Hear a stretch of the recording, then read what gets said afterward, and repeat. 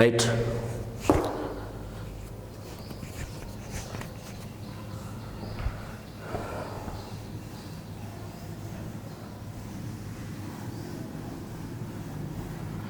Next problem చూడండి.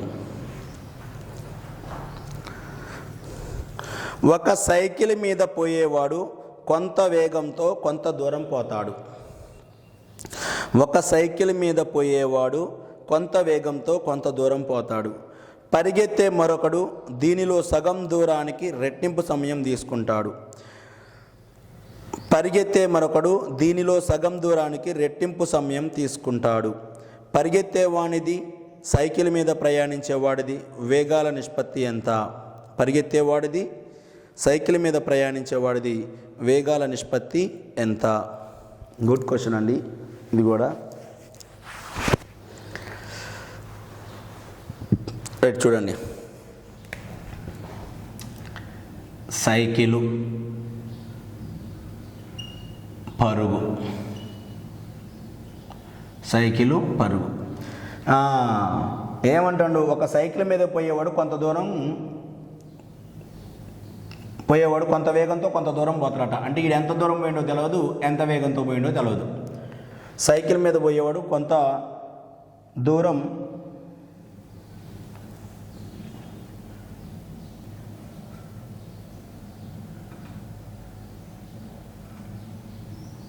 So ఏం కనుక్కోమన్నాడు? Problem వేగాల మధ్య నిష్పత్తి కనుక్కోమంటాడు.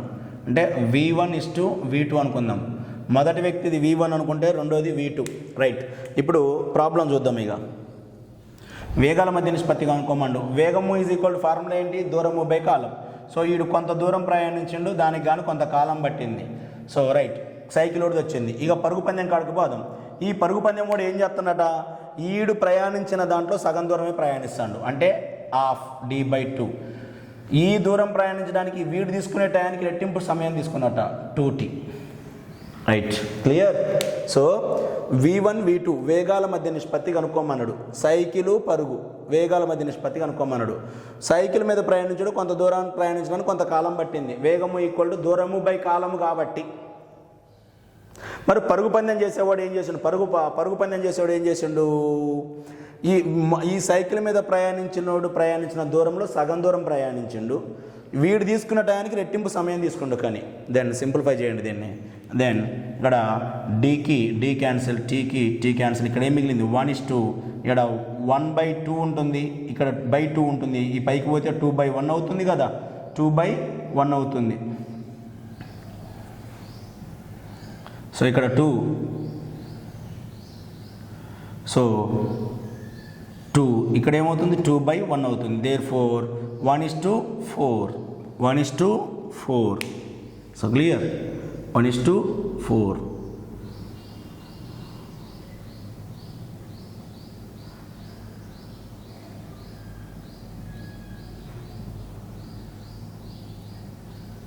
సారీ, ఒక్కసారి మిస్టేక్. చూడండి, ఇంకొక స్టెప్ వేసి చూపిస్తాం మీకు.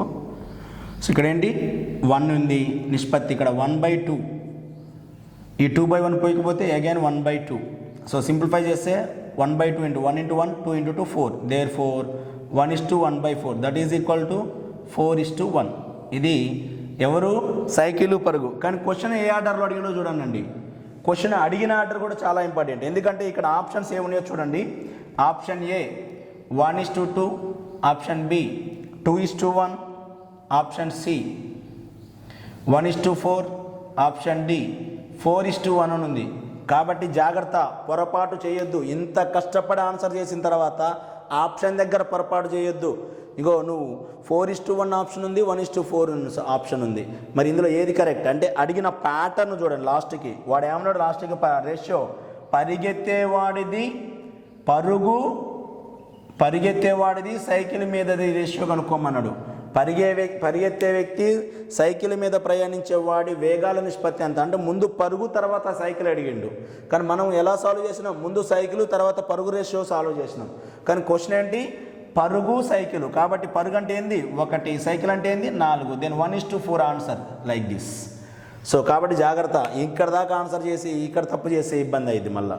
సో నిష్పత్తి అనేది ఏది ముందడిగితే అదే తీసుకోవాలి. ఇది ఇక్కడ ఉన్నటువంటి కంపారిజన్ అన్నట్టు. గుడ్. Next question.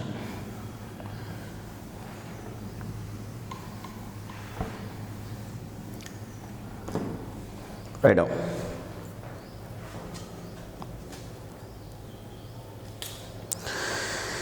డెబ్బై kmph పర్ అవర్ వేగంతో 70 kmph పర్ అవర్ వేగంతో బయలుదేరిన రైలు ప్రతి 2 గంటలకు 10 కిలోమీటర్ పర్ అవర్ వేగాన్ని పెంచుతూ 345 కిలోమీటర్ల దూరం అది ఎన్ని గంటల్లో వెళ్తుంది?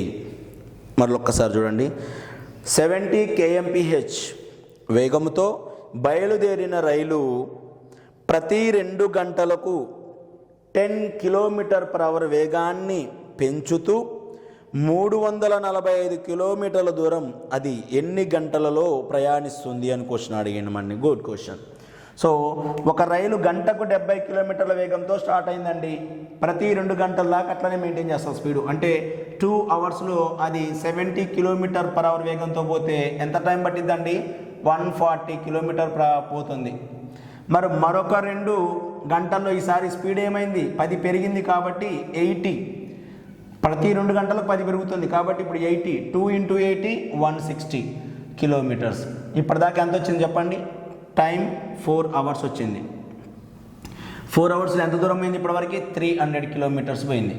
సో ఇక్కడ మన క్వశ్చన్ ఏంటి మరి? టోటల్గా ఎంత డిస్టెన్స్ అది? 345 కిలోమీటర్లు. అంటే 345 కిలోమీటర్ల టోటల్ డిస్టెన్స్లో ఆల్రెడీ 300 కిలోమీటర్లు పోయింది. ఇంకా రిమైనింగ్ ఎంత ఉంది? 45 కిలోమీటర్స్ ఉంది. ఈ 45 కిలోమీటర్ డిస్టెన్స్ ఏదైతే ఉందో దీని టైం కనుక్కుందాం. సో ఇప్పుడు ఈ 45 కిలోమీటర్ల దూరం ప్రయాణించడానికి ఇది ఈసారి స్పీడ్ ఏమవుతుంది? ఆఫ్టర్ 2 అవర్స్ తర్వాత మళ్ళీ మారుతుంది, 90 స్పీడ్ పోతుంది. So time is equal to దూరము by speed 90 kilometre per hour. Therefore kilometre 1/2. Therefore 1/2 hour, half an hour. అంటే టోటల్ ఎంత? ఇక్కడ ఒక 4 గంటలు, ఆ పైన 45 కిలోమీటర్లకు హాఫ్ అన్ అవర్ పట్టింది. అంటే టోటల్ జర్నీ 4.5 అవర్స్, 4.5 గంటల సమయం పడుతుంది. మళ్ళొకసారి చూడండి. గంటకు 70 కిలోమీటర్ల వేగంతో వెళ్ళేటువంటి రైలు ప్రతి 2 గంటలకి 10 కిలోమీటర్ల వేగాన్ని పెంచుతూ 345 కిలోమీటర్లని ఎంత సమయంలో పోతుంది అని క్వశ్చన్ అడిగాడు. ఇక్కడ ఏంటి? మొదటి 2 గంటల పాటు 70 కిలోమీటర్ల వేగంతో పోతే 140 కిలోమీటర్లు పోయింది. ఆ తర్వాత స్పీడ్ 10 పెరిగింది కాబట్టి 2 గంటల తర్వాత సో 80 స్పీడు. అప్పుడు 2 అవర్స్లో 80 స్పీడ్తో పోతే 120 కిలోమీటర్లు పోతుంది. అంటే ఇప్పటివరకు 4 గంటలు ప్రయాణం చేసింది. ఈ 4 గంటల్లో 300 కిలోమీటర్లు జర్నీ చేసింది. మొత్తం 345 కిలోమీటర్లు రీచింగ్ పాయింట్.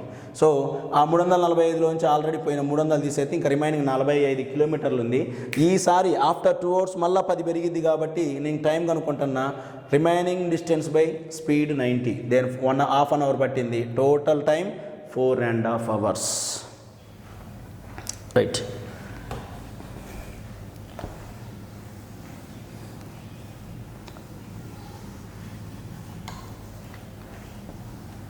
చూడండి నెక్స్ట్ బిట్. ఒక కారు వేగం ప్రతి గంటకు 2 కిలోమీటర్ల వంతున పెరుగుతుంది. ఒక కారు వేగం ప్రతి గంటకు 2 కిలోమీటర్ల వంతున పెరుగుతుంది. మొదటి గంటలో కారు ప్రయాణించిన దూరం 35 కిలోమీటర్లు. అయితే అది 12 గంటలలో పోయే మొత్తం దూరము ఎంత? వన్స్ అగైన్ చూడండి. ఒక కారు వేగం ప్రతి గంటకు 2 కిలోమీటర్ల వంతున పెరుగుతుంది. ఒక కారు వేగం ప్రతి గంటకు 2 కిలోమీటర్ల వంతున పెరుగుతుంది. మొదటి గంటలో కారు ప్రయాణించిన దూరం 35 కిలోమీటర్లు అయితే అది 12 గంటలలో పోయే మొత్తం దూరం ఎంత అని అడిగిండు. సార్ రైట్, మంచి క్వశ్చన్ చూడండి. సో చాలా important question, 5 star question. Right, చూడండి ఇక్కడ ఒక కారు వేగం ప్రతి గంటకు 2 కిలోమీటర్ల వంతున పెరుగుతుందట. అది మొదటి గంటలో ప్రయాణించిన దూరం 35 కిలోమీటర్లు. 35 కిలోమీటర్లు మొదటి గంటలో ప్రయాణించింది. ఆ తర్వాత స్పీడ్ 2 కిలోమీటర్లు పెరిగింది కాబట్టి ఆ తర్వాత ఏం చేసింది? గంటకి 37 పోయింది. ఆ తర్వాత 39 పోయింది. ఆ తర్వాత 41 పోయింది. ఈ విధంగా అన్నీ కలపలేం కదా, కలిపినా ఏం కాదు. ఒకవేళ నీకు టైం ఉంటే అన్నీ కలిపి కూడు. సో అట్లా ఎన్ని గంటలు? టోటల్గా 12 గంటల సమయం అన్నట్టు. సో దీనికోసం మనకు ఒక ఫార్ములా ఉంది. ఏంద్రా అంటే సమ్ ఆఫ్ ద నెంబర్స్. ఇది అంక శ్రేణిని తెలియచేస్తుంది. భేదం ఎంత ఉంది? 2. ఇలా భేదం 2 ఉన్నటువంటి శ్రేణిని అంక శ్రేణి అంటాం. మళ్ళీ ఈ శ్రేణి అని నుంచి వచ్చింది సార్. మనం 10వ తరగతి 9వ తరగతి చదివిన 9th 10th క్లాసులలో శ్రేణులు ప్రోగ్రెషన్స్ అని ఒక టాపిక్ ఉంటుంది. అందులో అంకశ్రేణి, గుణశ్రేణి, హరాత్మక శ్రేణి అని ఉంటుంది. అంకశ్రేణి అంటే పదాంతరం సమానంగా ఉన్న శ్రేణిని అంకశ్రేణి అంటాం. గుణశ్రేణి అంటే నిష్పత్తి సమానంగా ఉన్న శ్రేణిని గుణశ్రేణిని అంటాం. అంకశ్రేణిలో పదాల మొత్తం కనుక్కోవడానికి ఫార్ములా ఏంటంటే SN ఈజ్ ఈక్వల్ టు అంటే some of numbers is equal to n/2 into 2a plus n-1 into d అని ఒక ఫార్ములా ఉంటుంది. ఇక్కడ దేన్ని ఏమంటారు చూద్దాం. ఈ SN ఈజ్ ఈక్వల్ టు పదాల మొత్తం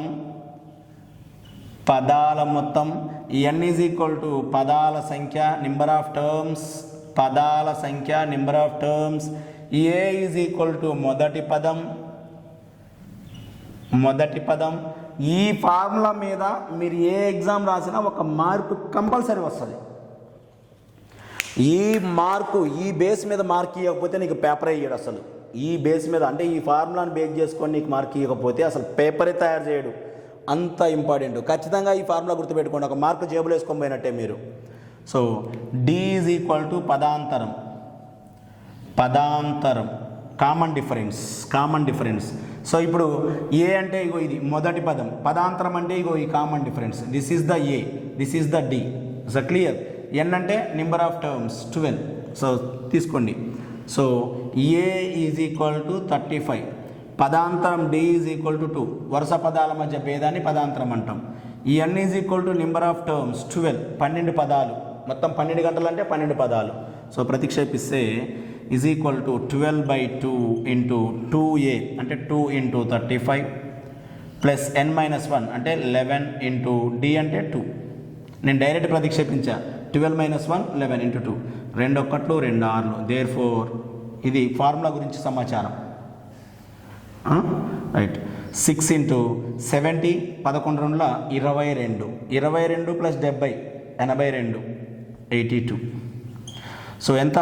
6 2 12, 2 1 8 6 8 48 50, 502 కిలోమీటర్లు ప్రయాణిస్తాడు మొత్తం.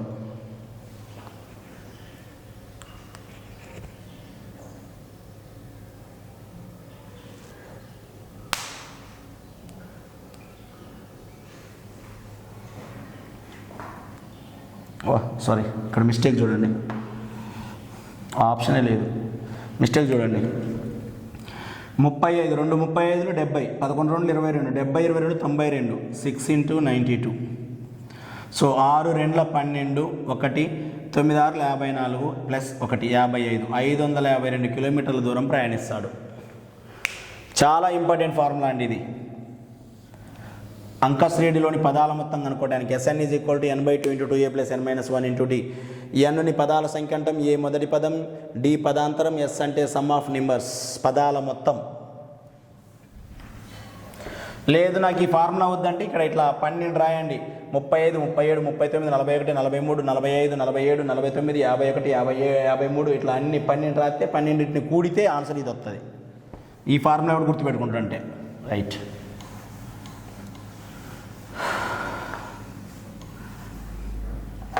Next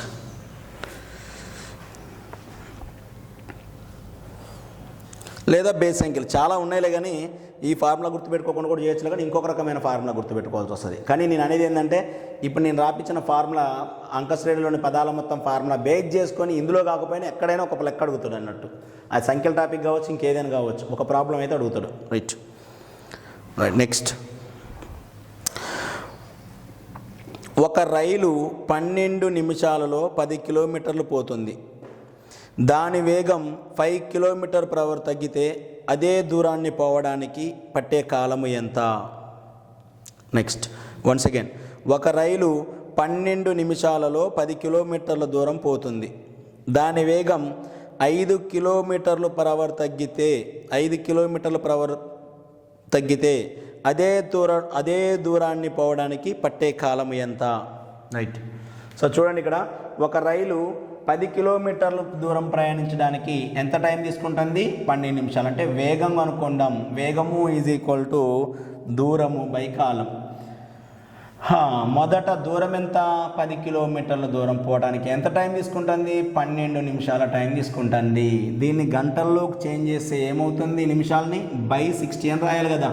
then 10 kilometres by 12 by నిమిషాలని గంటల్లోకి చేంజ్ చేస్తే బై 60 అవర్స్ అయింది ఇప్పుడు.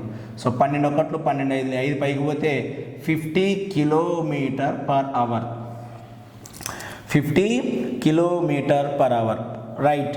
ఇప్పుడు ఏం చెప్పిండు అక్కడ? స్పీడ్ అనేది ఒకవేళ అంటే 50 కిలోమీటర్ పర్ అవర్ స్పీడ్తో పోతే 12 నిమిషాలు టైం పట్టింది. గంటకు 50 కిలోమీటర్ల పర్ అవర్ వేగంతో పోతే 12 నిమిషాలు పట్టింది. అయితే ఇప్పుడు వేగం అనేది 5 తగ్గిందట. 5 తగ్గితే ఏమైంది? వేగం 45 అవుతుంది. 45 కిలోమీటర్ పర్ అవర్. ఎందుకంటే 5 తగ్గింది అన్నాడు. -5 that is equal to 45 kilometre per hour. ఈ స్పీడ్తో పోతే ఎంత టైం పట్టింది అన్నాడు. ఇక్కడ మనం కాలము వేగము ఒకదానికొకటి విలోమానుపాతంలో ఉంటాయి. ఇక్కడ రాసుకోండి పక్కన విలోమానుపాతం. సో ఈ విలోమానుపాతము అనే సందర్భంలో ఇచ్చిన విలువనే పైన రాయాలి, కనుక్కోమన్న విలువని కింద రాయాలి. ఇది అన్నట్టు ప్రాసెస్. సాధారణంగా అయితే మనం లెక్కల్లో ఏం చేస్తాం? ఈ స్టెప్ వేసిన తర్వాత ఈ కనుక్కునే విలువను పైన రాస్తాం, ఇచ్చిన విలువను కింద రాస్తాం. కానీ విలోమానుపాతం అనే సందర్భంలో ఇచ్చిన విలువనే పైన రాయాలి, కనుక్కోవాల్సిన విలువని కింద రాయాలి. విలోమానుపాతం అనే సందర్భంలో కాలము వేగము ఒకదానికొకటి విలోమానుపాతంలో ఉంటాయి కాబట్టి ఎక్కువ వేగంతో పోతే తక్కువ కాలం, ఎక్కువ కాలం పట్టిందంటే తక్కువ వేగంతో పోయినట్టు. అది రెండు విలోమానుపాతంలో ఉంటున్నాయి. దీన్ని సింప్లిఫై చేద్దాం. మరి 3 4 12, 3 1 3, 3 5 15, 3 4 12, 3 1 3, 3 5 15, 3 15 45, మళ్ళీ 5 3 5 10 50. Therefore 40/3 minutes. దీన్ని సింప్లిఫై చేస్తే 3 1 3, 3 3 9, 13 1/3 minutes. ఇంకా సింప్లిఫై చేస్తే 13 నిమిషాల 1/3ని సెకండ్స్లో కన్వర్ట్ చేస్తే ఇంటూ 60. ఎందుకంటే ఒక నిమిషానికి 60 సెకండ్లు కాబట్టి 20 seconds. 13 నిమిషాల 20 సెకండ్ల సమయం పడుతుంది. సో ఆప్షన్ ఎలా ఉంది ఇక్కడ మనకి? 13 నిమిషాల 20 సెకండ్లనే ఉంది అల్టిమేట్గా. రైట్.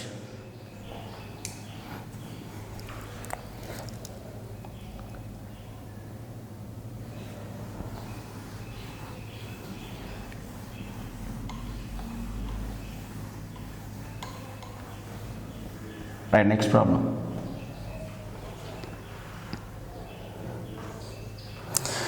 క్యాపిటల్ ఏ పట్టణం నుంచి బి పట్టణానికి అన్న 5:20 AM బయలుదేరింది. అన్న ఏ పట్టణం నుంచి బి పట్టణానికి అన్న 5:20 AM బయలుదేరింది. 2 గంటల 15 నిమిషాల పాటు 80 కిలోమీటర్ల వేగంతోనూ 2 గంటల 15 నిమిషాల పాటు 80 కిలోమీటర్ల వేగంతోనూ తర్వాత 60 కిలోమీటర్ల వేగంతోనూ ప్రయాణించింది.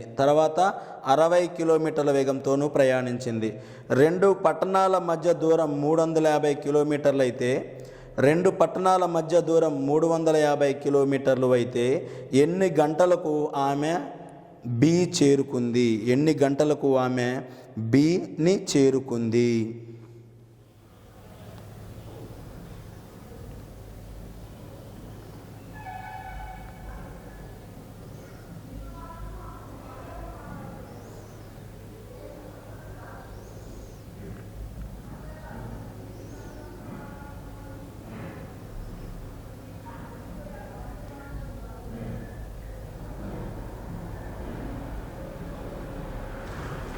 చూడండి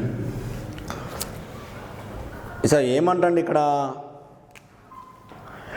ఏ మరియు బి పట్టణాల మధ్య డిస్టెన్స్ ఇచ్చాడు. ఏ మరియు బి పట్టణాల మధ్య డిస్టెన్స్ ఇచ్చాడు. ఎంత దూరం ఉంది ఏ మరియు బి పట్టణాల మధ్య దూరం? 350 కిలోమీటర్ల దూరం ఉందండి. ఇక్కడ ఎన్ని గంటలకు బయలుదేరింది ఏ అనే ప్లేస్లో? అన్న 5:20 5:20 AM బయలుదేరింది.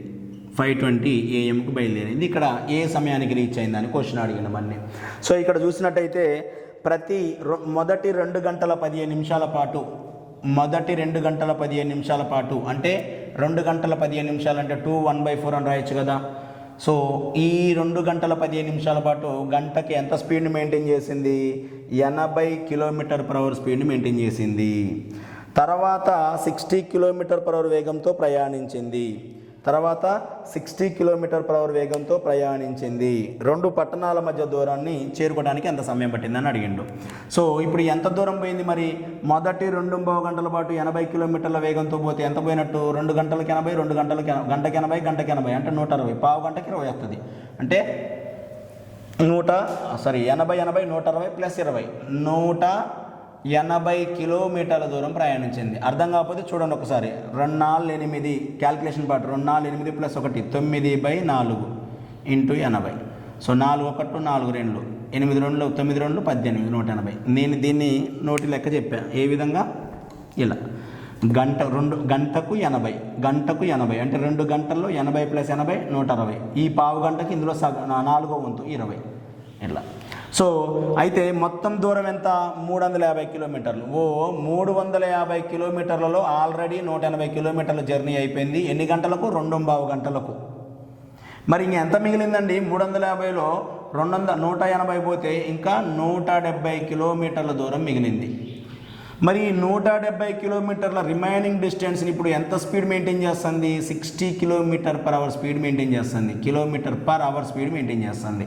మరి ఈ స్పీడ్తో పోతే ఇంకెంత టైం పట్టిద్ది? ఎంత టైం పట్టిద్ది? సో 0కు 0 క్యాన్సిల్ పోదు కదా. 6 2 12 ఎంత పోయింది? 2 5/6. దీన్ని ఈ 5/6 అనే దాన్ని మినిట్స్లోకి చేంజ్ అయ్యి ఇంటూ 60 6 1 6 10 అంటే 2 గంటల 50 నిమిషాల సమయం పట్టింది. రైట్. ఇక్కడ ఎంత పట్టింది? 2 గంటల 15 నిమిషాలు. ఇక్కడ ఎంత పట్టింది? 2 గంటల 50 నిమిషాలు. అంటే ఈ టైం కలిపితే మొత్తం జర్నీ టైమే కదా. ఈ మొత్తం మధ్యలో ఉన్న జర్నీ టైమే కదా. సో కలిపితే 2 గంటల 15 నిమిషాలు ప్లస్ 2 గంటల 50 నిమిషాలు మొత్తం కలిపితే 2 2 4 ఈ 10 సొప్పై అందులో అయితే మళ్ళీ 1 గంట అయింది. అంటే 5 గంటల పైన 5 నిమిషాలు మిగిలింది. రైట్. ఇట్లా సింపుల్ క్యాల్కులేషన్ చేయండి. 2 గంటలు 2 గంటలు 4 గంటలు. ఈ 15లోంచి 10 సొప్పై ఇందులో అయితే 1 గంట అయింది. 60 నిమిషాలకు 1 గంట కాబట్టి 5 అయింది. పైన 5 నిమిషాలు మిగిలింది రాసాయి. సో ఎన్ని గంటలకు బయలుదేరింది? ఉదయం 5 గంటల 20 నిమిషాలకు బయలుదేరింది. అంటే ఎన్ని గంటలు ప్రయాణం చేసింది? 5 గంటల 5 నిమిషాల ప్రయాణం చేసింది. అంటే ఎన్ని గంటలకు రీచ్ అయిందంటే 5 2 10 ఏఎం. అంటే ఎన్ని గంటలకు రీచ్ అయింది? ఇక్కడికి 10 గంటల 25 AM 25 నిమిషాలకి రీచ్ అయింది. మరి ఆప్షన్ ఉందా అక్కడ? సో మీరు ఆప్షన్స్ చూడండి ఒకసారి. ఆప్షన్స్ కూడా మిమ్మల్ని ఇబ్బంది పెడతాయి ఒక్కోసారి ఎగ్జామ్లో.